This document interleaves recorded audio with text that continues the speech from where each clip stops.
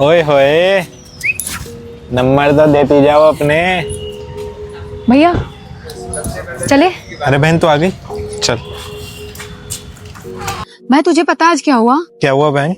मैं जब कॉलेज से निकल रही थी ना, तो वहाँ पे 10-15 लड़के मुझे देख के सीटी बजा रहे थे और मुझे छेड़ भी रहे थे, पर मैं उनको कुछ बोल नहीं पाई। बताओ कितने बेशर्म होते, उनकी माँ बहन नहीं है क्या? अब कितनों को हम समझाएं।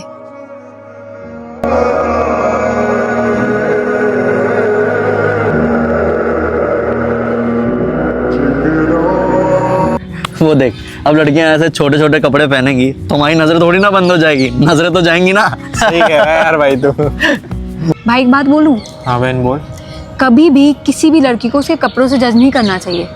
अरे यार उसकी इच्छा, वो जो पहनना चाहे, उसके घर वाले रोकते टोकते नहीं है तो हम कौन होते हैं? अब लड़कों की भी इच्छा होती वही पहनते हैं ना वो।